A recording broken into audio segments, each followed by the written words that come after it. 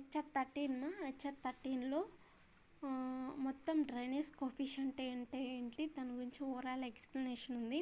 First of all drainage coefficient అంటే నేను for ఎగ్జాంపుల్గా చెప్తున్నాను. ఒక ఫీల్డ్ని ఇమాజినేషన్ చేసుకోండి. 1 ఎకర్ ఫీల్డ్. 1 ఎకర్ ఫీల్డ్లో ఒక రెయిన్ కానీ నీకు ప్రెసిపిటేషన్ జరిగింది అనుకోండి, రెయిన్ పడిన తర్వాత క్రాప్ అనేది ఎంత అబ్జర్వ్ చేసుకోవాలో అంత ఇన్ఫిల్ట్రేషన్ తీసుకుని మిగతా ఎక్సెస్ వాటర్ని అలాగే ఉంచిపెట్టేది. ఆ ఎక్సెస్ వాటర్ అంతా మనం డ్రైనేజ్ ద్వారా బయటకు పంపిస్తాం, డ్రైన్ చేసేస్తాం. డ్రైనేజ్లో వాటర్ పంపించేసినప్పుడు అక్కడ హైడ్రాలిక్స్ లెవెల్స్ని అంటే వాటర్ లెవెల్ కండిషన్స్ని చెప్పేదాన్ని అండ్ ఎస్టిమేట్ చేసేదాన్ని మనం ఏమంటున్నామంటే డ్రైనేజ్ కోఫిషియంట్. అంటే ఆ 1 ఎకర్ ల్యాండ్లో ఎంత టైంలో వాటర్ బయటకు వెళ్తున్నాయి, అయితే ఎంత వెళ్తున్నాయి, ఎంత హోల్డ్ అయి ఉంటున్నాయి అని ఇవన్నీ క్యాలిక్యులేట్ చేసి చెప్పేదాన్ని హైడ్రాలిక్ కోఫిషియంట్ అంటున్నామా. ఓకే, హైడ్రాలిక్ కోఫిషియంట్ అంటే ఇది మీనింగ్. మనం ఇప్పుడు థియరీ ప్రకారం నేను ఫర్ ఎగ్జాంపుల్ ఇట్లా ఇమాజినేషన్ చేసుకోండి అని చెప్పాను. అండ్ థియరీ ప్రకారం హైడ్రాలిక్ కోఫిషియంట్ అంటే ఇక్కడ చూడండి, the hydraulic coefficient for which the hydraulic section of the drain is determined is called the design drainage coefficient.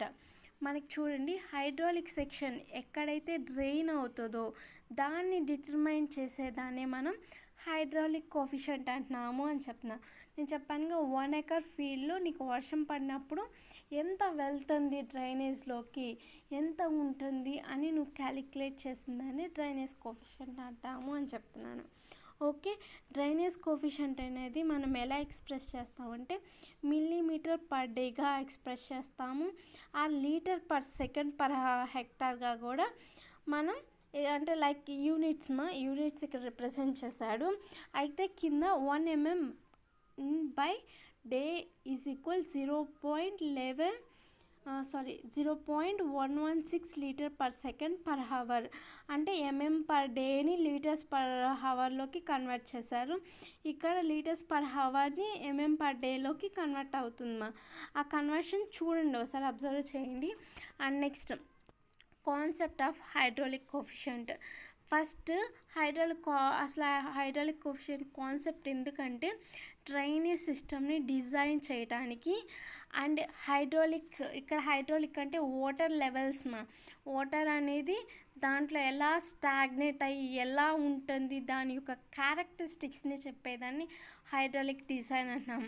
Water కండిషన్స్ని సాయిల్లో okay, దాని యొక్క పారామీటర్స్ని తెలుసుకోవడానికి ఈ ఒక డ్రైనేజ్ కోఫిషియంట్ అనేది ఇక్కడ యూస్ అవుతుందమ్మా. మన అగ్రికల్చర్ ల్యాండ్స్కి వచ్చేసరికి ఓపెన్ డిచెస్ ఉంటాయి, ఆ డ్రైన్స్ ఉంటాయి. మనకి చిన్న చిన్న ఛానల్స్ వాటిని మనం డిచెస్ అంటున్నాం, ఇక్కడ డ్రైన్స్ అంటున్నాం అమ్మా. ఓకే, ఇక్కడ మోస్ట్లీ మనకి ఎక్కువ సర్ఫేస్ డ్రైనేజ్ స్ట్రక్చర్సే యూజ్ చేస్తూ ఉంటారు. ఓకే, అండ్ ఇక్కడ next పారాలో the rate at which the open drains should be removed water from the drainage area depend upon. మనకి ఓపెన్ డ్రైనేజ్ ఒక ఫీల్డ్ ఉంది, ఆ ఫీల్డ్ పక్కన డ్రైనేజ్ అరేంజ్మెంట్ పెట్టుకున్నాం అనుకోండి, అప్పుడు ఎంత వాటర్ అనేది డ్రైన్ అవుతుంది అని నువ్వు ఎలా చెప్పగలవు అంటే నీకు రెయిన్ అనేది ఎంత పడిందో ఆ రెయిన్ పడిన దాన్ని బట్టి ఇంత డిశ్చార్జ్ జరిగింది, ఇంత హోల్డ్ అయిపోయింది ఫీల్డ్లో అని చెప్పగలవమ్మా. బేస్డ్ ఆన్ దాన్ని బట్టి చెప్పగలవు. ఇంకోటి సైజ్ ఆఫ్ డ్రైనేజ్ ఏరియా. నీకు డ్రైనేజ్ ఏరియా ఎంత ఉంది అంత ఏరియాలో ఉండి ఎంత వాటర్ అనేది డ్రైన్ అవుతుంది దాన్ని బట్టి నువ్వు చెప్పగలవు. అండ్ ఇంకోటి characteristics of drainage area. And నువ్వు తీసుకున్న ఏరియాలో ఆ ఒక సాయిల్ని బట్టి ఎంత ఇన్ఫిల్ట్రేషన్ అవుతుంది, ఎంత డ్రైన్ అవుతుందని దాన్ని బట్టి కూడా నువ్వు చెప్పగలవు. And next nature of the crop grown and degree of protection required from the water logging. And next మనకి క్రాప్ కండిషన్స్ని బట్టి కూడా వాటర్ అబ్జర్వేషన్ ఉంటుంది. క్రాప్ అనేది మనకి మిడిల్ స్టేజ్లో ఉంటే వాటర్ ఎక్కువ అబ్జర్వ్ చేసుకునేది అండ్ ఆ హోల్డింగ్ కెపాసిటీ ఎక్కువ ఉండేది, ఇన్ఫిల్ట్రేషన్ ఎక్కువ ఉంటుంది, రన్ ఆఫ్ అక్కడ తక్కువ ఉండొచ్చు. అండ్ బేస్డ్ ఆన్ నీ క్రాప్ ఒక కండిషన్ బట్టి దాని ప్రొటెక్షన్ని బట్టి అండ్ అక్కడ వాటర్ లాగ్ జరిగిన దాన్ని బట్టి కూడా నీకు ఎంత వాటర్ డ్రైన్ అవుతుందో చెప్పగలుగుతావు. ఇవన్నీ ఎందుకంటే ఎంత డ్రైనేజ్ అంటే ఎంత డ్రైన్ అవుతుంది, నువ్వు డ్రైనేజ్ సిస్టమ్ని ఎలా పెట్టుకుంటే ఎలా నీకు వాటర్ అనేది డ్రైన్ అవుతుంది, దేన్ని బట్టి నువ్వు చెప్పగలవు అనేది ఇక్కడ ఎక్స్ప్లెనేషన్. అండ్ నెక్స్ట్ డ్రైనేజ్ కోఫిషియంట్ని ఎలా డిఫైన్ చేస్తారు అనేది third పారామా. Drainage coefficient is defined as amount of surplus water to be removed from the agricultural land in 24 hours so that plants not stressed due to the surplus water. ఇక్కడ ఏంటంటే మనకి ఒక 1 acre ల్యాండ్లో తీసుకోమా, 1 acre ల్యాండ్లో మనకి rain పడిపోయినప్పుడు water అనేది stagnate అయ్యి అలాగే ఉంటాయి, దాన్ని సర్ప్లస్ వాటర్ అంటున్నాం. ఆ వాటర్ని నువ్వు 24 అవర్స్లో నువ్వు రిమూవ్ చేస్తావు. అలా రిమూవ్ చేయగల వాటర్ ప్లాంట్ ఏమవుతుంది, కొంచెం రిలీఫ్ అయ్యి దానికి కూడా ఆక్సిజన్ లెవెల్స్ ఉంటాయి. ఆ ఒక లెవెల్స్ని తీసుకుని స్ట్రెస్ ఫ్రీ అవుతుంది. ఓకే, అలా అవ్వటం వల్ల ప్లాంట్ గ్రోకి హెల్ప్ అవుతుంది. ఓకే, ఇలా జరిగే ప్రాసెస్ని మనం డ్రైనేజ్ కోఫిషియంట్ అని డిఫైన్ చేశారమ్మా. అంటే ప్లాంట్ గ్రో అవటానికి ఎక్కువ వాటర్ని రిమూవ్ చేసి బయటికి పంపిస్తే దాన్ని మనం డ్రైనేజ్ కోఫిషియంట్ అంటున్నాము అని చెప్తున్నాడు. అండ్ ఆల్టర్నేట్గా ఇంకోటి ఎలా అంటే it is also define has, దీన్ని ఇంకోలాగా కూడా డిఫైన్ చేస్తారు. ఎలా, depth of water is remove 24 hours from the entire drainage area. నీ యొక్క డ్రైనేజ్ ఏరియాలో ఎంత డెప్త్ ఆఫ్ వాటర్ను నువ్వు రిమూవ్ చేసావు అని చెప్పగలిగిన దాన్ని నువ్వు డ్రైనేజ్ కోఫిషియంట్గా కన్సిడర్ చేస్తున్నావమ్మా. అంటే మన డెఫినేషన్ 2 waysలో ఇక్కడ ఎక్స్ప్లెయిన్ చేశాడు. ఓకే, అండ్ ఈ commonly use of unit of drainage coefficient ఇందాక ఆల్రెడీ చూసాను. ఆ ఒక డ్రైనేజ్ కోఫిషియంట్కి units centimetre per day and per day and express the flow rate per unit ఏరియాలో మనకి ఫ్లో రేట్ని బట్టి అక్కడ మనకి యూనిట్స్ ఎలా ఎక్స్ప్రెస్ చేశాడో కింద ఇచ్చాడమ్మా. And metre cube per second per kilometre squares, అంటే ఏరియాని బట్టి నీకు డిశ్చార్జ్ ఎంత. అండ్ డ్రైనేజ్ కోఫిషియంట్ ఏంటి, మనకి డెప్త్ ఆఫ్ వాటర్ ఎంత రిమూవ్ అయింది అని చెప్పాడు. అందువల్ల మనకి per day, అంటే పర్ డేకి ఎంత డెప్త్ అనేది రిమూవ్ అవుతుంది. ఇక మళ్ళీ నెక్స్ట్ ఏంటి, ఏరియాని కన్సిడర్ చేశాడు కాబట్టి పక్కన ఏరియాని కూడా పెట్టాడమ్మా. అంటే మీటర్ క్యూబ్ పర్ సెకండ్కి మీటర్ క్యూబ్ వాటర్ అనేది డ్రైన్ చేసి పర్ కిలోమీటర్ స్క్వేర్స్ వరకు జరుగుతుంది అని చెప్తున్నాడు. Okay, next litre per second per హెక్టార్లో కూడా చెప్పవచ్చు. దోస్ ఫర్ 100 ఇక్కడ 100 acre agriculture water shed and drainage coefficient. ఒక 100 acres అగ్రికల్చర్ వాటర్ షెడ్ ఉంటే దాని యొక్క డ్రైనేజ్ కోఫిషియంట్ నువ్వు ఎలా చేయగలవు. 1 mm per day could be lead to the discharge of 100. ఇక్కడ ఏంటి, 1 mm per day అనేది నీకు రిమూవ్ చేస్తుంది. ఇంటూ డిశ్చార్జ్ 100 వేసుకుంటే నీకు ఎంత డిశ్చార్జ్ అవుతుంది అనేది డిశ్చార్జ్ కోఫిషియంట్ అనేది తెలుస్తుంది అని చెప్తున్నాడు. ఓకే, ఇక్కడ 0.116 అయితే లీటర్ పర్ సెకండ్స్లో అక్కడికి వచ్చేసరికి 11.6 లీటర్ పర్ సెకండ్గా కన్వర్ట్ అవుతుందమ్మా. Okay, at the outlet of water shed అంటే 1 mm per dayకి 0.116 లీటర్ పర్ సెకండ్ పర్ హవర్లోకి కన్సిడర్ చేశారు. అంటే అక్కడ నీకు ఒక యూనిట్స్ని రిప్రజెంట్ చేశాడమ్మా. Okay, and next drainage coefficient for agriculture lands is decide such that no appreciable damage caused to the crops to grow in that land. ఇప్పుడు ఏంటంటే ఈ డ్రైనేజ్ కోఫిషియంట్ని నువ్వు తెలుసుకోవటం వల్ల ఏంటంటే క్రాప్ డ్యామేజ్ కాకుండా నువ్వు ప్రొడక్ట్ చేసుకోగలవు అని చెప్తున్నాడు. ఎందుకంటే నీకు ఎంత రెయిన్ పడిందో తెలుసు, నీకు ఎంత రిమూవ్ చేయాలో తెలుసు, ఎంత ఏరియానో తెలుసు. అలాంటప్పుడు నీకు ఈజీగా రిమూవ్ అనేది చేసుకోవచ్చు, ఈజీగా అక్కడ వర్క్ అయిపోయి నీ ప్లాంట్ గ్రో అనేది ఈజీగా జరుగుతుంది అన్నట్టు చెప్తున్నాడు. అండ్ ఇక్కడ రెయిన్ఫాల్ కండిషన్స్ గురించి ఎక్స్ప్లెయిన్ చేస్తున్నాడు మమ్మల్ని. The intensity of rainfall and its durations are inversely proportional to the time allowed to the remove of water.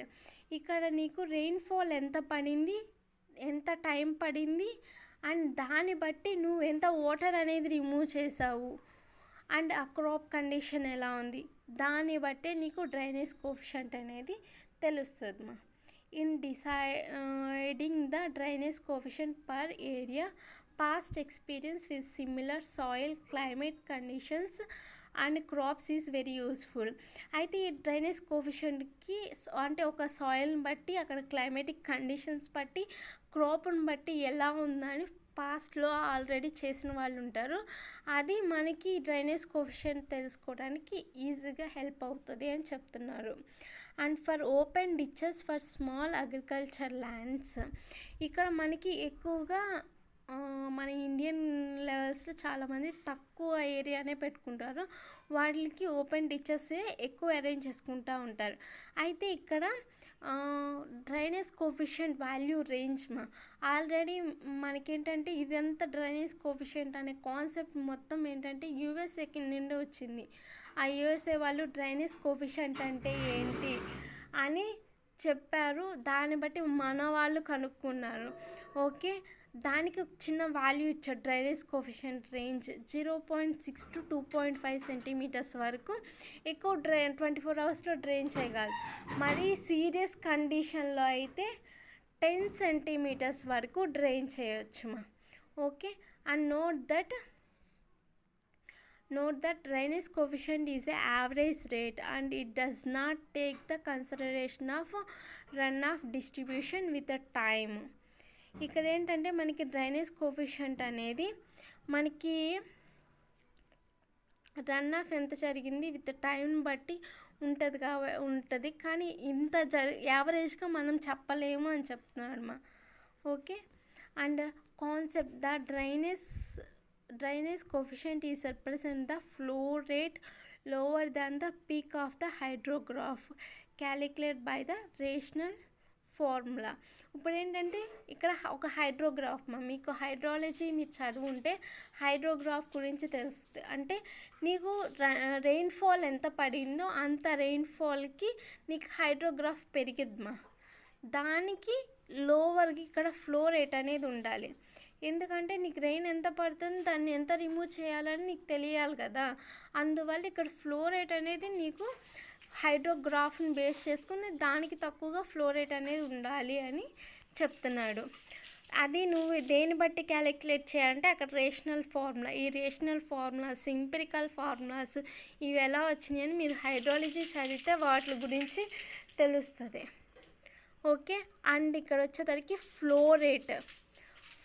Rate is corresponded to the drainage coefficient should be adjust such the way of volume of water represented by the area of direct runoff hydrograph above the drainage coefficient and able to flow outlet of watershed within the duration during the it is not harmful to the plant. ఇక్కడ ఏంటంటే నీకు హైడ్రోగ్రాఫ్ని base చేసుకుని ఎంత water అనేది remove చేయాలనేది ఈ ఏరియాని బట్టి నువ్వు రిప్రజెంట్ చేసుకోవచ్చు. ఆ వాటర్ షెడ్ నుండి ఎంత వాటర్ బయటకు పంపించాలి, ఎంత డ్యూరేషన్లో పంపించాలి, ప్లాంట్కి గ్రోయింగ్ ఎలా ఇవ్వాలి అని నువ్వు ఆలోచించుకొని డ్రైనేజ్ కోఎఫిషియంట్ అనేది డిజైన్ చేసుకుంటావు. అంటే లైక్ డ్రైనేజ్ అనేది నువ్వు డిజైన్ చేసుకుంటావు అని చెప్తున్నాడు మా.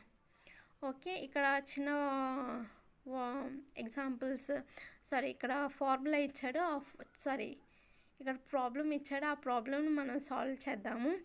అండ్ ఏ వాటర్ షెడ్ ఇది ఈజీగా ఉందమ్మా, అందువల్ల నేను మీకు టెక్స్ట్ అంటే లైక్ ఒక పేపర్ మీద నేను ఏమి ఎక్స్ప్లెయిన్ చేయట్లేదు. వాటర్ షెడ్ 15 హెక్టార్స్ 1500 హెక్టార్స్లో వాటర్ షెడ్ అనేది ఉందమ్మా. దాని యొక్క డిశ్చార్జ్ అనేది యావరేజ్ రేషియోలో మనకి 2.5 మీటర్ పర్ సెకండ్స్లో జరుగుతుంది. And calculate the drainage coefficient ఇది ఒకటి. అంటే ఇక్కడ మనకి ఏరియా ఇచ్చాడు, ఎంత ఆ ఏరియా నుండి ఎంత డిశ్చార్జ్ జరుగుతుందో చెప్పాడు, దాన్ని బట్టి నీకు డ్రైనేజ్ కోఎఫిషియంట్ కనుక్కోమన్నాడు. అండ్ నెక్స్ట్ డ్రైనేజ్ కోఎఫిషియంట్ ఎంతవరకు జరుగుతుందో ఇచ్చాడు, అండ్ ఆ డ్రైన్లో ఎంత డిశ్చార్జ్ ఉందో కనుక్కోమన్నాడు. ఈ 2 కనుక్కోమన్నాడు మా. ఫస్ట్ నేనేం కనుక్కోమన్నాడు, డిశ్చార్జ్ కోఎఫిషియంట్ కనుక్కోమన్నాడు కాబట్టి first drain discharge in 24 hours. అంతకుముందు ఏంటి 24 అవర్స్లో నీకు పడిన రెయిన్ఫాల్ని రిమూవ్ చేయాలి, దాన్ని మనం డ్రైనేజ్ కోఎఫిషియంట్ అన్నాడు. అందుకే నీకు ఇక్కడ ఎంత డెప్త్లో జరుగుతుంది, 2.3 మీటర్ క్యూబ్ పర్ సెకండ్లో, అంటే ఫ్లో రేట్ అనేది బయటికి వెళ్తుంది కాబట్టి 2.5 అనేది ఇక్కడ రిప్రజెంట్ చేశాడు 2.5 అనేది ఇక్కడ రిప్రజెంట్ చేశాడు. ఇంటూ 24 అవర్స్ కాబట్టి 24 ఇంటూ 60 వేసాడు. 60 means 60 seconds metre cube per డేగా చేసాం. ఓకే, ఈ సేమ్ వాల్యూ ఇక్కడ వేసామమ్మా. అండ్ డివైడెడ్ బై మనకి ఇచ్చిన ఏరియాని వేస్తే మనకి డ్రైనేజ్ కోఎఫిషియంట్ వాల్యూ వచ్చింది 0.0144 మీటర్ పర్ డే. అంత డిశ్చార్జ్ అనేది జరిగింది, మనకి డ్రైనేజ్ కోఎఫిషియంట్ అంటే అంత సెంటీమీటర్స్ వరకు నీకు డ్రైన్ అయింది అని చెప్తున్నాడు. అంటే లైక్ అంత డెప్త్లో నీకు వాటర్ అనేది రిమూవ్ అయింది అని చెప్తున్నాడు. Okay, and 1.44 centimetre per day నీకు వాటర్ అనేది రిమూవ్ అయింది. అండ్ నెక్స్ట్ డిశ్చార్జ్ కోఎఫిషియంట్ అనేది 3 సెంటీమీటర్స్ ఉంటుంది. ఇక్కడ 3 సెంటీమీటర్స్ వాడు ఆల్రెడీ ఇచ్చాడు కాబట్టి ఇక్కడ చూడండి క్యూ డిశ్చార్జ్ కనుక్కోమన్నాడు కాబట్టి Q is equal 3/100.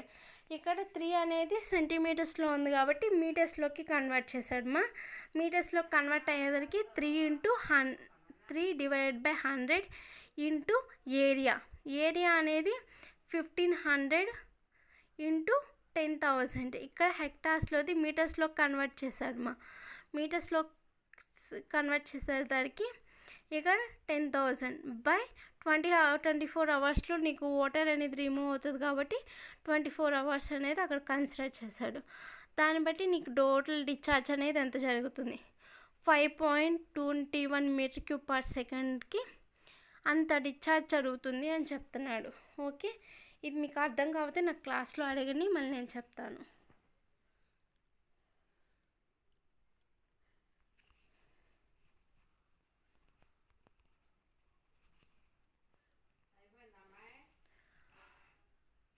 And determination of the drainage coefficient. అయితే డ్రైనేజ్ కోఎఫిషియంట్ని నువ్వు ఎలా డిటర్మైన్ చేస్తావు అనేది ఇక్కడ చిన్నది ఒకటి ఉందమ్మా, అది చూద్దాం. క్రైప్లస్ క్రీప్ ఫార్ములా అమ్మా. ఇది క్రైప్లస్ క్రీప్ ఫార్ములా అనేది యూఎస్ఏ నుండి వచ్చింది. అది దాని ద్వారా మనకి అసలు డ్రైనేజ్ కోఎఫిషియంట్ ఎంత ఉంది ఏంటనేది కనుక్కోవాలి. ఇక్కడ వచ్చేసరికి and empirical relationship is related design of drainage rate is outlet of water shed and water shed area was developed in a USA based on the data for a large number of watersheds. ఇక్కడ ఏంటంటే ఈ క్రైప్లస్ creep formula అనేది ఎలా అంటే వాళ్ళు అంతకుముందు యుఎస్ఏలో ఒక water shed area తీసుకున్నారు. ఆ వాటర్ షెడ్ ఏరియాలో ఎంత డిశ్చార్జ్ రేట్ ఉంది, ఎంత అవుట్లెట్ ఉంది అనేది 2-3 టైమ్స్ వాళ్ళు చేశారంట. చేసి ఆ రిజల్ట్ని బట్టి దాన్ని మనం క్రైప్లస్ క్రీప్ ఫార్ములాగా కింద కన్సిడర్ చేశారు. ఓకే, అండ్ ఇక్కడ వాటర్ షెడ్ స్లోప్ అనేది వ్యాలిడ్గా వచ్చేసరికి 0.45% ఉంటుందమ్మా స్లోప్ అనేది. అంటే అంత స్లోప్కి ఇంత జరుగుతుంది అనేది దాన్ని బట్టి చెప్పారు అని చెప్తున్నారు. అండ్ ఇది మొత్తం ఒక ఎక్స్పెరిమెంట్ వాళ్ళు చేసి మనకి ఆ ఫార్ములా తీసుకొచ్చింది. This relationship is developed based on the facts and observation of unit drainage rate discharge per unit area reduce the water shed area is increased. ఇక్కడ ఏంటంటే మనకి అంతకుముందు అసలు ఫస్ట్ ఒక వాటర్ షెడ్ ఏరియాని తీసుకుని ఎంత డిశ్చార్జ్ అవుతుంది, ఎంత ఏరియాలో ఎంత రిమూవ్ అనేది జరుగుతుంది అని ఓవరాల్గా ఒక 2-3 టైమ్స్ అబ్జర్వేషన్స్ చేశారు. దాన్ని బట్టి మనకు ఒక ఫార్ములా తీసుకొచ్చారు. ఆ ఫార్ములా ఏంటంటే Q is equal C into A power P. ఇక్కడ Q వచ్చేసరికి రన్ ఆఫ్ రేట్ మన వాటర్ షెడ్లో రన్ ఆఫ్ రేట్ ఎంత ఉంటుంది దాన్ని మనం Qగా కన్సిడర్ చేస్తాం. ఏరియా వాటర్ షెడ్ ఏరియా దాన్ని కిలోమీటర్ స్క్వేర్స్లో అంటారు. ఇక్కడ పి వచ్చేసరికి 5/6. దీని అప్రాక్సిమేట్ వాల్యూ పి వాల్యూ అవి ఎందుకు వచ్చింది పి అనేది కింద ఎక్స్ప్లెనేషన్ ఉందమ్మా, అది చూద్దాం. అండ్ సి దాని వాల్యూ వచ్చేసరికి 0.2098 ప్లస్ 0.074y. ఇక్కడ y వచ్చేసరికి డైరెక్ట్ రన్ ఆఫ్ వాల్యూమ్ని వైగా కన్సిడర్ చేస్తామమ్మా, estimated by the CN method. ఇక్కడ సిఎన్ మెథడ్ అంటే మనకి ఒక గ్రాఫ్ ఒక లెవెల్స్ని చెప్పేదాన్ని మనం సిఎన్ మెథడ్ అంటున్నాము. Okay,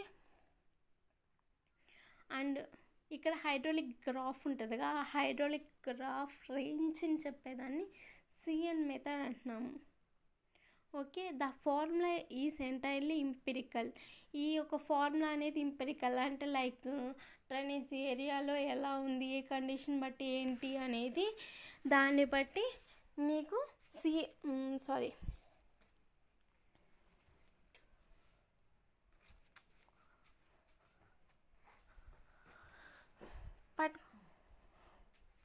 sorry for disturbance. దాన్ని బట్టి ఉంటుందమ్మా. And these formula is entirely empirical. ఇది ఇంపిరికల్ అనేది మనకి సాయిల్ కండిషన్స్ బట్టి ఎలా ఉంది దాన్ని బట్టి వాల్యూస్ తీసుకొచ్చేదాన్ని మనం ఇంపిరికల్ అన్నారు. And has been derived upon a large number of observations carried out in a USA. The value of Q is not the same at the peak discharge. It may so happen the value will be much less than the peak discharge as certain amount of flooding is allowed before the water is discharged. ఇక్కడ Q value అనేది నువ్వు ఎలా చెప్పగలవు అంటే peak discharge అంటే మనకి ఎంత rainfall జరిగిందా దాని యొక్క పీక్ డిశ్చార్జ్ని బట్టి అయితే నువ్వు చెప్పలేవమ్మా. అంటే నీకు ఫ్లడ్డింగ్ ఎంత జరిగింది, ఆ ఫ్లడ్డింగ్కి ఎంత అబ్జర్వ్ చేసుకునేది, ఎంత బయటికి డ్రైన్ అయింది, దాన్ని బట్టి నువ్వు డిశ్చార్జ్ అనేది చెప్పగలవు అని ఇక్కడ చెప్తున్నాడు. అండ్ పీ వాల్యూ అనేది లెస్ దాన్ 1 ఉంటుందమ్మా. ఇదేంటంటే ఎస్టిమేషన్ ద డిజైన్ డిశ్చార్జ్. మనకేంటి ఆ ఒక అవుట్లెట్కి డిశ్చార్జ్ ఎంత జరుగుతుంది దాన్ని బట్టి నీకు పీ వాల్యూ అనేది చెప్తారు. Not proportion to increasing the discharge water area. అంటే నీకు ఏరియా పెరిగితే దాన్ని బట్టి చెప్పాలమ్మా. నువ్వు ఎంత ఏరియా అయినా తీసుకో, ఆ ఏరియాలో నీకు ఎంత డిశ్చార్జ్ జరిగింది దాన్ని బట్టి నీకు పీ వాల్యూ అనేది చెప్తారు ఇక్కడ. Okay, these equation make use of CN estimation run off which is reflected in a coefficient C. ఇదేంటంటే ఆ గ్రాఫ్ని బట్టి మనకి రన్ ఆఫ్ గ్రాఫ్ ఉంటుంది కదా, ఆ గ్రాఫ్ని బట్టి దీని యొక్క సి వాల్యూ అనేది రిప్రజెంట్ చేశారు అని చెప్తున్నాడు. అండ్ ఇక్కడ వాల్యూ పి అనేది 5/6 అనేది ఆ స్టాండర్డ్ ప్రకారం రన్ ఆఫ్ డేటా అనలైజ్ చేసి డిఫరెంట్ వాటర్ షెడ్ సైజుని బట్టి అక్కడ అనలైజ్ చేసి ఆ పి వాల్యూ అనేది తీసుకొచ్చారు అని చెప్తున్నాడు. అండ్ సి ఈక్వేషన్ అనేది మన క్లైమేటిక్ కండిషన్స్ బట్టి 5 years అంతకుముందు జరుగుతుంది కదా, దాన్ని బట్టి ఇక్కడ సి వాల్యూ తీసుకొచ్చామా. 5 yearsకి ఒక వాటర్ షెడ్లో ఆ వాటర్ షెడ్లోది వాటర్ అనేది ఎంత డ్రైన్ అయింది, ఎంత రెయిన్ఫాల్ పడింది, ఎంత డిశ్చార్జ్ అయ్యింది అని 5 years డేటా అనేది ఒకసారి తీసుకున్నారు. దాన్ని బట్టి నీకు సి వాల్యూ ఇంత ఉంది అని అక్కడ ఎస్టిమేట్ చేశారు మా. సి వాల్యూని కనుక్కున్నారు అక్కడ. ఆ వాల్యూ ఇక్కడ వాల్యూ ఇచ్చారు కదా, ఆ వాల్యూ అనేది దాన్ని బట్టి కనుక్కున్నారు అని చెప్తున్నాడు. ఇక్కడ మనకి టేబుల్లో రిప్రజెంట్ చేశారు మా.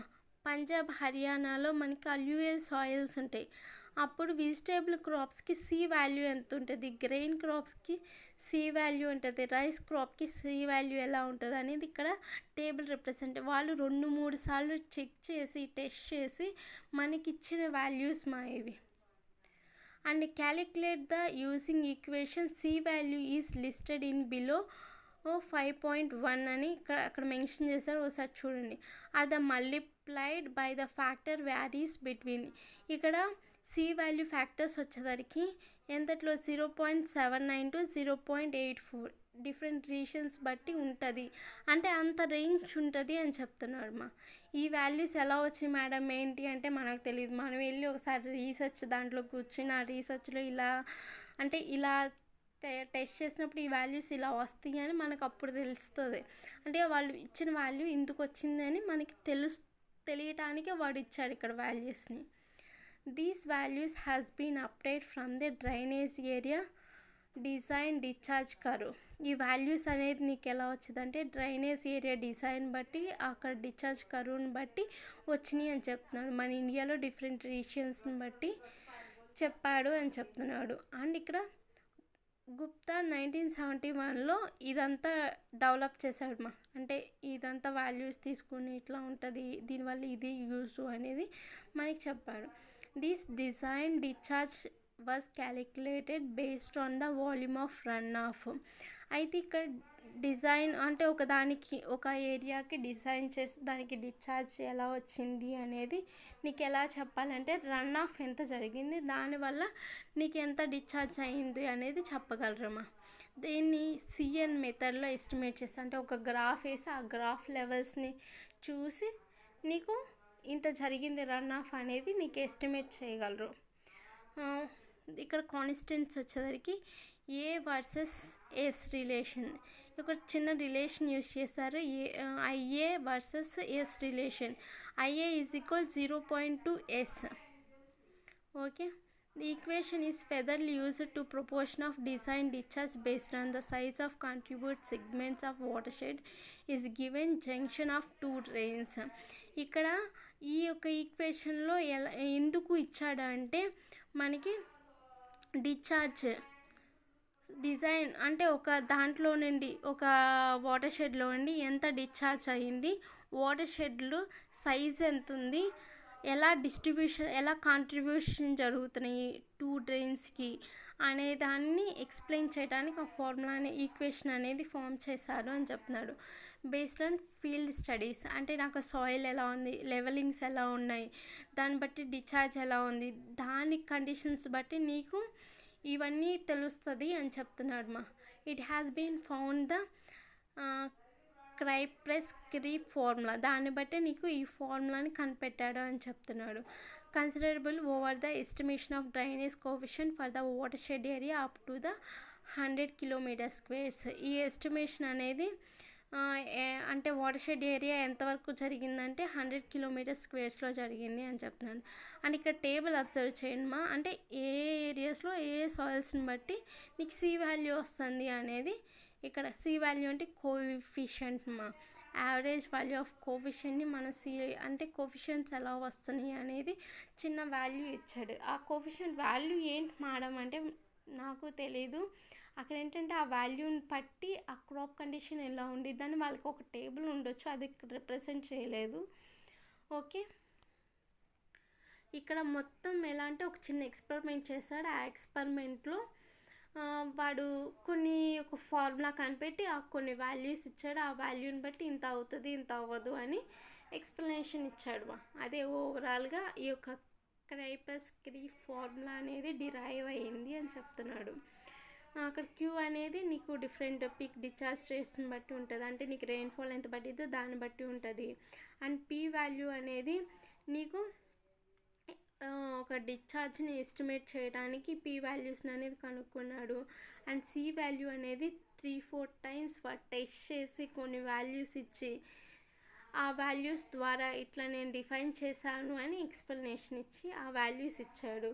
ఇది ఓవరాల్గా నీకు క్రైప్రెస్ క్రీప్ ఫార్ములా అనేది నువ్వు కనుక్కున్నావు. ఓకే, ఇది మీకు డ్రైనేజ్ కోఎఫిషియంట్ అంటేమో మళ్ళీ నేను ఎక్స్ప్లెయిన్ చేస్తున్నాను. డ్రైనేజ్ కోఎఫిషియంట్ అంటే 24 hours ఎంత వాటర్ అనేది డ్రైన్ చేసింది అని చెప్పేదాన్ని డ్రైనేజ్ కోఎఫిషియంట్ అంటున్నాము. ఎంత డెప్త్ ఆఫ్ వాటర్ని రిమూవ్ చేసింది అని చెప్పేదాన్ని మనం డ్రైనేజ్ కోఎఫిషియంట్ అంటున్నాం.